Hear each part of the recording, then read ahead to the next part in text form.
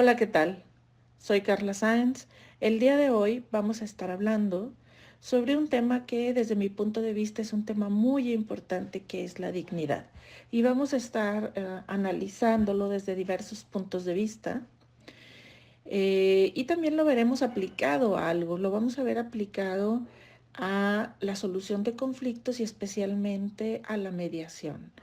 Cómo podemos aplicar este concepto de dignidad a la mediación como solución de conflictos. Y entonces lo primero que debemos de hacer pues es entender qué es la mediación. Y como muchos conceptos en las ciencias sociales tiene una muy difícil conceptualización. En una sola palabra no podemos describir a plenitud um, todo lo que es. Es, es. es un concepto muy amplio. Pero si queremos y hacemos el esfuerzo de intentar definirlo, lo podríamos decir como una cualidad del ser humano que tiene por el solo hecho de existir, no se adquiere ni se asigna, y está relacionado con la libertad, el libre albedrío, la autodeterminación y el origen divino de la existencia. Como pueden ver, es, es complejo entenderlo, porque interpretando este concepto, la dignidad al nacer llega con nosotros. Nacemos y ya tenemos dignidad. Nadie nos la da, simplemente al nacer ya está. Pero tiene que ver con lo que nosotros hacemos, con nuestros derechos en la vida y con la forma en la que decidimos nuestra propia vida, y esto le da este nivel de complejidad que les decía. Ahora, ¿por qué decimos que se remonta con el origen divino de la existencia? Porque si nos vamos hasta el origen de la dignidad, nos podemos remontar hasta el cristianismo, por ejemplo. Hay otras raíces, pero podemos irnos ahora por esta, en donde existía la idea de que fuimos creados a imagen y semejanza de Dios. Esto fue estudiado teológicamente. ¿Cómo se entiende? Como la grandeza del ser humano por ser semejante a Dios. Es decir, no somos distintos a Dios, somos de la misma naturaleza, tenemos, digamos, el mismo material, y al ser iguales a Dios, pues imagínense qué grandes somos los seres humanos, ¿no? Esto fue analizado, como les digo, desde la teología. No se hablaba del concepto de dignidad, solo se hablaba de que éramos iguales. Toda esta idea de que éramos grandes y la grandeza del ser humano fue llevando a una discusión. Esta discusión teológica sale, esta cualidad universal sale de la teología para empezar a entrar a otras ciencias. Y entró primero, pues digamos, a la filosofía, y poco a poco fue cambiando y luego pasó a distintas ciencias sociales, luego lo tomó la ética, finalmente lo toma el derecho. Pero es un concepto que, digamos, fue evolucionando. Y si bien en este origen divino no es tal cual la palabra no se mencionaba como dignidad, sí la noción del concepto. ¿Okay? Ese es el primer origen que encontramos y cómo fue evolucionando. Luego, en diferentes momentos de la historia lo encontramos, por ejemplo, en Roma, que estaba muy relacionado al poder y al estatus social. En Grecia estaba relacionado este concepto con ser valioso, con merecer, con la naturaleza racional humana. Ya pasando la Edad Media, por ejemplo, encontramos que estaba relacionado este concepto con el origen y la posición social, es decir, tenían dignidad los que tenían posición social o los que tenían un origen pues especial, un origen valioso, digamos, o lo que se consideraba tener ancestros importantes. Después, en la conquista española, la dignidad, hubo un momento ahí curioso que me gusta marcar, porque había un debate, por ejemplo, de si los indios, que ellos nos decían indios en aquel entonces, que si los indios eran seres humanos, Tuvieron que decidirlo, no estaban seguros si éramos seres humanos y finalmente deciden que sí éramos seres humanos y que merecíamos un trato digno. Entonces, todas estas son curiosidades que tienen que ver con el concepto de la dignidad. Es un concepto que, digamos, fue evolucionando y si bien en este origen divino no es tal cual la palabra no se mencionaba como dignidad, sí la noción del concepto. ¿Okay? Ese es el primer origen que encontramos y cómo fue evolucionando. Luego en diferentes momentos de la historia lo encontramos, por ejemplo, en Roma, que estaba muy relacionado al poder y al estatus social. En Grecia estaba relacionado este concepto con ser valioso, con merecer, con la naturaleza racional humana. Ya pasando la Edad Media, por ejemplo, encontramos que estaba relacionado este concepto con el origen y la posición social, es decir, tenían dignidad los que tenían posición social o los que tenían un origen pues especial, un origen valioso, digamos, o lo que se consideraba tener ancestros importantes. Después en la conquista española, la dignidad hubo un momento ahí curioso que me gusta marcar, porque había un debate, por ejemplo, de si los indios, que ellos nos decían indios en aquel entonces, que si los indios eran seres humanos. Tuvieron que decidirlo, no estaban seguros si éramos seres humanos y finalmente deciden que sí éramos seres humanos y que merecíamos un trato digno. Entonces, todas estas son curiosidades que tienen que ver con el concepto de la dignidad. La dignidad posteriormente se siguió desarrollando y tuvo un auge muy grande después de la Segunda Guerra Mundial. ¿Por qué? Porque existió un dolor humano extremo en ese tiempo. La capacidad que tuvimos los seres humanos de dañarnos unos a otros, de lastimarnos, de hacernos sentir mal, pues fue muy grande. Fue muy grande lo que fuimos capaces de hacer y eso nos llevó a la sociedad a un replanteamiento de quiénes somos, qué hacemos, qué límites deberíamos de tener, hasta dónde deberíamos de llegar en el trato con los unos a los otros. Por lo tanto, la dignidad empieza a ser un tema, ¿no? El tema del que había que hablar. Eh, y luego podemos encontrar pues aplicaciones normativas ya de este concepto. Uno de los más importantes para mí es la Declaración Universal de los Derechos Humanos. Aquí, al inicio, párrafo 1 declara que la dignidad es la base filosófica que justifica toda declaración. Fíjense, si por sí solo cada derecho humano puesto ahí en esa Declaración Universal es importantísimo, imagínense la dignidad que está explicando desde el párrafo 1 que la dignidad es la base que justifica toda la declaración. O sea, la dignidad es la que promueve, crea, genera, motiva esta Declaración Universal de los Derechos Humanos. Entonces algo deberíamos estar observando más profundamente sobre la dignidad. Después tenemos, por ejemplo, el Pacto Internacional de Derechos Civiles y Políticos, que también declara la dignidad como justificación de los derechos. O la Declaración Universal sobre Bioética y Derechos Humanos también declara la dignidad como justificación de esa norma. El derecho penal tiene muchas discusiones teóricas que tienen que ver con la dignidad del ser humano. Por ejemplo, en el trato cuando una persona entra a prisión, por decir un ejemplo. ¿Sí? Y muchos más puntos en donde la dignidad se trata en el derecho penal. Entonces, ¿qué es lo que pasa con la dignidad después de la Segunda Guerra Mundial? Se vuelve una premisa importantísima del Estado democrático moderno. ¿Qué quiero decir con esto? Que la dignidad está ahí, está presente en nuestras instituciones, está presente en nuestras normas. Ahora mencioné normas internacionales, pero cada país también pues tiene normas que se basan en la dignidad. ¿Qué quiero resaltar con esto? Pongamos atención a la dignidad. Es un tema que tuvo mucha importancia y aún la tiene, pero podemos redimensionarla al presente.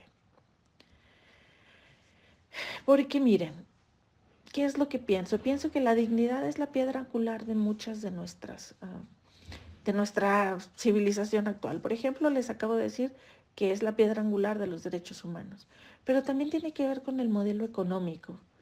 Mm, Parte de la dignidad es analizada en el modelo económico y si bien no necesariamente está promoviendo los derechos económicos, sí tiene gran importancia en este aspecto porque un modelo económico que dañe la dignidad humana es francamente cuestionado, ¿no?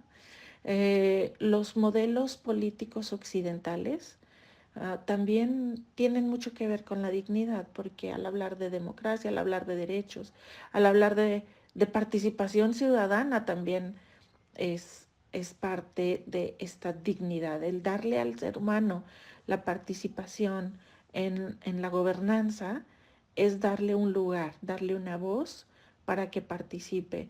También, por ejemplo, los modelos éticos, los modelos sociales, las nuevas estructuras de familia, las nuevas perspectivas de género, todo esto tiene que ver con la dignidad, porque es el respeto a lo que soy, a lo que quiero ser y en lo que quiero convertirme. Entonces, es un tema, si bien parece antiguo, es un tema que también es actual. Angular de muchas de nuestra civilización actual. Por ejemplo, les acabo de decir que es la piedra angular de los derechos humanos, pero también tiene que ver con el modelo económico. Mm, Parte de la dignidad es analizada en el modelo económico y si bien no necesariamente está promoviendo los derechos económicos, sí tiene gran importancia en este aspecto porque un modelo económico que dañe la dignidad humana es francamente cuestionado, ¿no? Los modelos políticos occidentales también tienen mucho que ver con la dignidad, porque al hablar de democracia, al hablar de derechos, al hablar de participación ciudadana también es parte de esta dignidad, el darle al ser humano la participación en la gobernanza es darle un lugar, darle una voz para que participe. También, por ejemplo, los modelos éticos, los modelos sociales, las nuevas estructuras de familia, las nuevas perspectivas de género, todo esto tiene que ver con la dignidad, porque es el respeto a lo que soy, a lo que quiero ser y en lo que quiero convertirme. Entonces, es un tema, si bien parece antiguo, es un tema que también es actual. La voz para que participe. También, por ejemplo, los modelos éticos, los modelos sociales, las nuevas estructuras de familia, las nuevas perspectivas de género, todo esto tiene que ver con la dignidad, porque es el respeto a lo que soy, a lo que quiero ser y en lo que quiero convertirme. Entonces,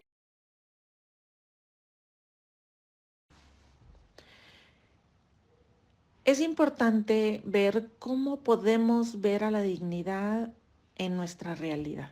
Es decir, cómo la planteo, cómo la explico, ok, en mi vida, cómo veo y entiendo la dignidad. Para esto, se me ocurre explicarlo en 4 dimensiones. La primera es la dimensión corporal, es decir, yo elijo sobre mi cuerpo. Elijo qué quiero, elijo cuándo lo quiero, elijo qué estructura de cuerpo, elijo si quiero hacerme un tatuaje, por ejemplo, si, si deseo vestirme de una manera o de otra manera. Todo esto tiene que ver con nuestro cuerpo y las decisiones sobre él. ¿Sí? Aquí también podríamos entrar en la eutanasia, ¿no? Elijo o no elijo continuar con el cuerpo en el que estoy, ¿no? O con mi vida. Otra dimensión tiene que ver con la dimensión racional, es decir, con lo que pienso, en donde tenemos la libertad y la dignidad de elegir desde qué perspectiva quiero ver el mundo, con qué rigor lo quiero ver, si soy flexible o no con mi entorno. Es decir, todo lo que elijo como perspectiva de visión de la vida tiene que ver con la dignidad, esta dimensión racional de la dignidad. Luego tenemos una dimensión espiritual. ¿Cómo la explico aquí? En donde cada quien puede elegir cómo entender la divinidad.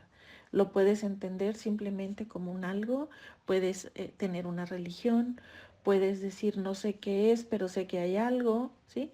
Cada quien tiene la forma en la que quiera entender la espiritualidad. Um, y después, esta es tu dignidad, tienes derecho a elegir cómo vivir esto. Y luego tenemos la dimensión relacional, es decir, elijo determinar la forma en la que me vinculo con los demás. Aquí es en donde, entre la dimensión corporal racional, es en donde entra más el derecho, ¿sí? Después. Porque cuando nosotros elegimos cómo relacionarnos con los demás, es por ejemplo, ¿puede una persona elegir ser violentada? Sí. Una persona que está en una relación en donde es agredida continuamente, donde la maltratan, pero no se va y se queda en esa relación, está eligiendo ese tipo de relación.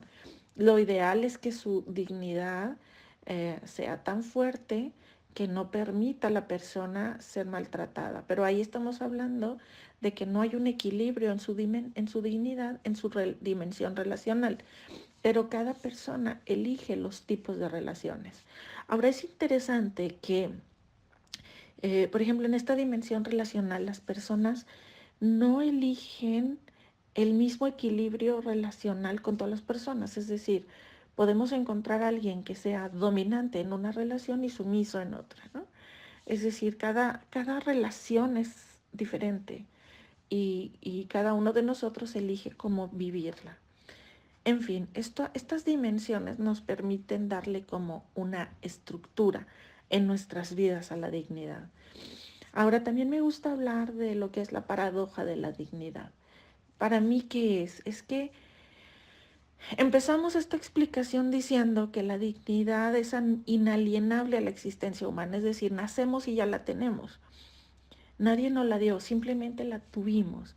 Y si es inalienable al ser humano, entonces ¿por qué debemos de protegerla, cuidarla y preservarla, la dignidad? ¿Qué pasa en el camino de nuestra vida? ¿Por qué si nacemos con ese aspecto, por qué lo podemos perder? ¿En qué momento se nos separa? ¿O qué requisitos como seres humanos debemos de tener para tener dignidad? Ok, y yo una vez que ya perdí mi dignidad, entonces ¿cómo la recupero? Todas estas preguntas me parecen importantes porque se supone que por naturaleza desde el concepto no deberíamos de perderla. Y de hecho creo que no la perdemos en el fondo, aunque hay muchas teorías de que perdemos la dignidad, creo que, creo que en realidad nos despistamos un poquito de dónde está nuestra realidad, porque siempre al final en el fondo ahí está. Quizá no hay un equilibrio, pero sí sigue la dignidad con nosotros. Y cada uno de nosotros elige cómo vivirla.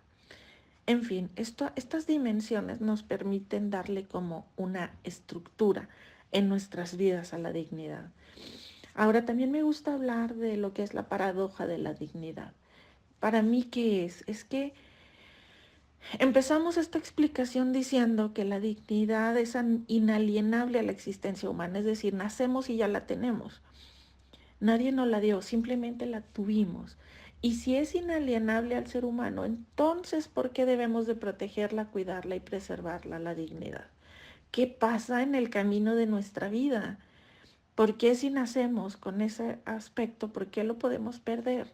¿En qué momento se nos separa? ¿O qué requisitos como seres humanos debemos de tener para tener dignidad? Ok, y yo una vez que ya perdí mi dignidad, entonces ¿cómo la recupero? Todas estas preguntas me parecen importantes porque se supone que por naturaleza desde el concepto no deberíamos de perderla. Y de hecho creo que no la perdemos en el fondo, aunque hay muchas teorías de que perdemos la dignidad, creo que, creo que en realidad nos despistamos un poquito de dónde está nuestra realidad, porque siempre al final, en el fondo, ahí está. Quizá no hay un equilibrio, pero sí sigue la dignidad con nosotros. Porque se supone que por naturaleza, desde el concepto, no deberíamos de perderla.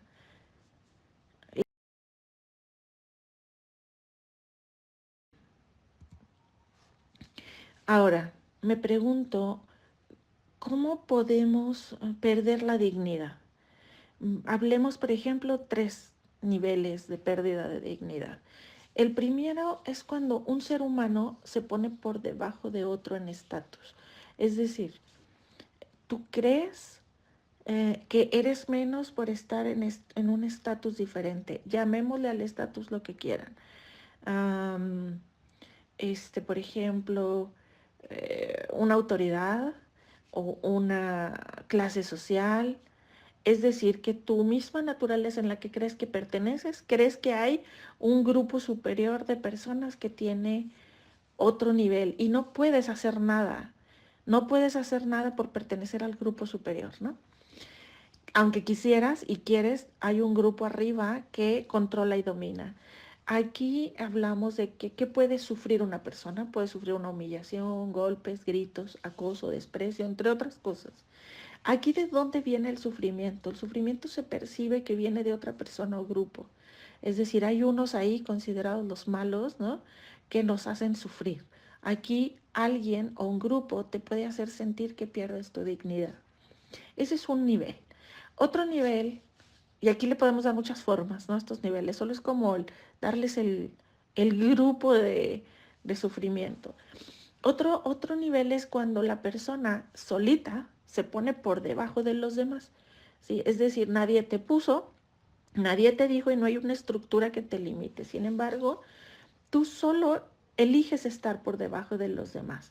Cuando hay depresión, cuando hay baja autoestima, ¿sí? Tenemos, por ejemplo, problemas, ¿cómo vemos el sufrimiento? Hay problemas de higiene, problemas de alimentación. La persona se alimenta mal y nadie la está alimentando, se alimenta sola mal. O una persona tiene un vicio. Nadie va a que vayas por tu vicio, nadie te obliga. Solita la persona va y entra en su propio vicio. O hay un descuido personal en cualquier nivel. Cuando la persona se descuida a sí misma, cuando cree que no vale, aquí no hay nadie fuera que esté lastimándote. El sufrimiento es autoinfligido, es decir, la persona sola se lo crea. ¿Ok? Y luego tenemos otro nivel que tiene que ver con el estado mental y emocional de la persona. Cuando la persona está viviendo emociones dolorosas, emociones negativas, emociones de, por ejemplo, tristeza, culpa, alguna desaveniencia emocional o desequilibrio emocional puede llevarte a sentir que sufres y que pierdes la dignidad. Pero ahí es el sufrimiento, no es que tú decidiste hacerlo, el sufrimiento viene de dentro de ti y sientes una incapacidad de afrontarlo, ¿sí? Aquí es otro nivel. Entonces puede venir de diferentes formas este sufrimiento que nos lleva a una pérdida de la dignidad. Lo importante es que logremos un equilibrio, ¿sí? ¿Y cómo podemos lograr un equilibrio, por ejemplo, a nivel relacional? Pues tratar a los demás con respeto y también ser tratada con respeto, ¿sí? Es decir, necesitamos un trato humanitario constante hacia nosotros mismos, pero también hacia los demás. Esto podría llevarnos um, a facilitar la dignidad. Ahora, um, ¿cómo? ¿Cómo le hago en mi vida personal, en mi vida diaria, como cualquier ser humano? Y esto es para todos, ¿sí? Todos podemos mejorar y aumentar nuestra dignidad. Como a mí se me ocurren algunas, puede haber más, pero esta es mi propuesta, en donde primero digo que debe de haber un autorreconocimiento de la dignidad que reside en ti mismo. Es decir, necesitas determinar y creértela que tienes la dignidad ya en ti. Segundo, la determinación de decir, voy a proteger mi dignidad. Esta es determinante. No voy a permitir que nadie o nada, ni yo mismo, dañe mi propia dignidad. También hay que usar el no, porque a veces podemos aceptar cosas que dañan nuestra dignidad a cambio de algo. Entonces, Hay que estar dispuestos a renunciar a cualquier beneficio que provenga de aceptar una pérdida de la dignidad. Y después tomar decisiones basadas en nuestra libre albedrío, es decir, elijo esto para mi vida, ¿sí? Y al elegirlo, sé que estoy haciendo bien. Y por último, un autodominio para ejercer el poder, es decir, no sobrepasar el límite de la dignidad del otro. No debemos de pasarnos porque entonces ya estamos saliendo de nuestro derecho y entrando en el derecho del otro.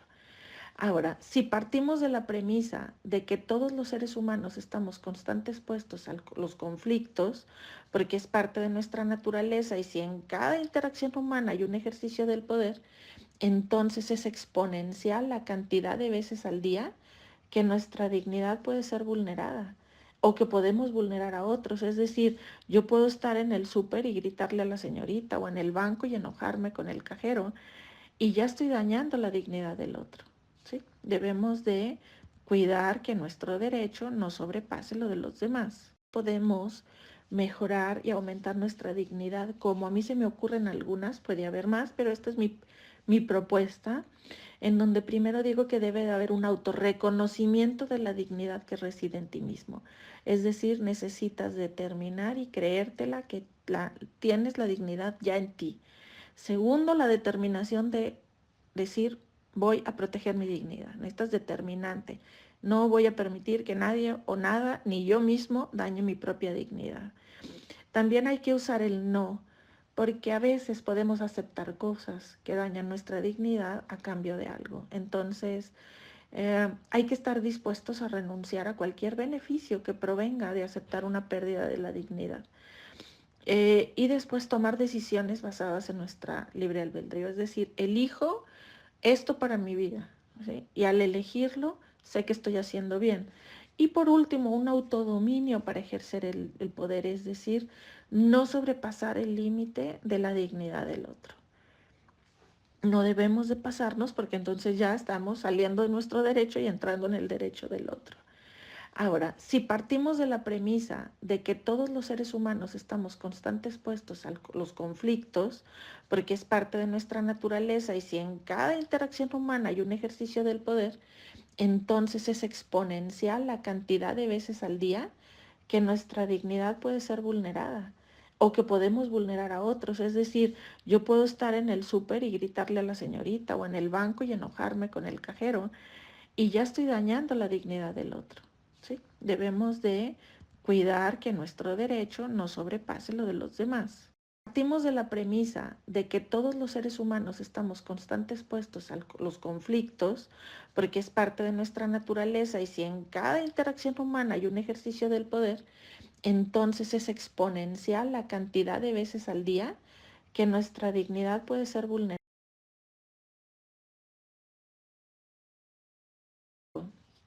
Ahora vamos a hablar de cómo interviene este concepto que hemos venido hablando de dignidad en la mediación. Y aquí, por ejemplo, lo que les quiero decir es cuando un conflicto no puede ser superado por las partes de los conflictos que les decía que tenemos todos los días, entonces necesitamos a alguien que nos ayude y en este caso vamos a hablar de la mediación. ¿Por qué la mediación se está convirtiendo en un garante de la dignidad? Porque termina afectando o beneficiando a los intervinientes, a los familiares y amigos y a la sociedad. Porque cuando las personas de una comunidad comparten la creencia colectiva de ser dignos y la dignidad es valorada y respetada, entonces tenemos una sociedad que va a buscar y a proteger sus derechos. Por lo tanto, si una persona al pasar por un proceso de mediación comprende cómo proteger su dignidad, comprende cómo se siente al recuperarse ese sentimiento de sí mismo de ser un ser digno, eso pasa a la sociedad, pasa a su primer grupo que es la familia, a sus amigos y luego tendremos una sociedad que valora la dignidad. Y por lo tanto estamos entrando en la cultura de paz porque la cultura de la dignidad entra a ser parte de que nosotros podemos transformar los conflictos en que esto es una dignidad en caos, a una cultura de paz que es una dignidad funcional, es decir, en donde nuestra dignidad la utilizamos de forma más congruente. es importante en los procesos de mediación, pero también lo podemos luego trasladar a otras partes de nuestra vida laboral. Momentos en el proceso de la dignidad, de la mediación, en donde podemos observar la dignidad. Y es cuando el facilitador pone las condiciones, en ese discurso inicial, pone las condiciones de cómo se va a llevar a cabo la mediación. Ahí puede establecer el trato digno. También cuando alguna de las partes en alguna reunión conjunta intenta agredir al otro, ahí el facilitador puede recordarle las condiciones. Y también cuando las personas que van a mediación ven el trato digno entre las personas del centro de mediación. Todo esto da un ambiente y un clima de dignidad. Esto es importante aplicarlo, si bien en un proceso de mediación, como estoy hablando ahora, también en cualquier ambiente laboral. Hacer un clima de dignidad en cualquier espacio laboral es importante, porque esto construye los cimientos de una relación basada entre las partes. Un mediador, así como cualquier gerente o como hablaba, que puede ser aplicado en ambos aspectos, es importante una sensibilización de la mediación. Hay que capacitarnos en estos temas, hay que valorar la importancia, hay que interiorizar la importancia del papel, de cómo vamos a transmitir la dignidad con ideas y con acciones a los demás.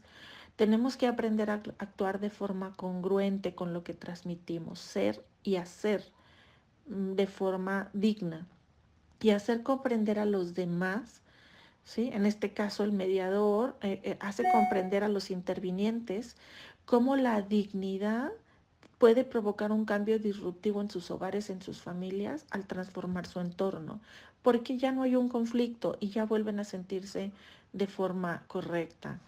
También es importante entender que una persona que ha pasado por un conflicto tiene una narrativa, la narrativa de cómo vivió esto, y esto le da una identidad. Y cuando pasamos por una mediación que ayuda a resolver el conflicto, la narrativa de quién eres, cuál es tu vida y cuál es tu destino, lleva a un cambio de identidad. Tu propia narrativa cambia quién eres. Esto es una reconstrucción de identidad y un ajuste muy positivo a la cosmovisión, es decir, quién soy, dónde estoy y cómo vivo. En fin, podemos seguir hablando, pero se nos acaba el tiempo. Y para cerrar, solo quiero decirles que cuando un ser humano es digno, el ser humano está viviendo en libertad. Este ser humano tiene goce de sus derechos humanos, civiles y políticos.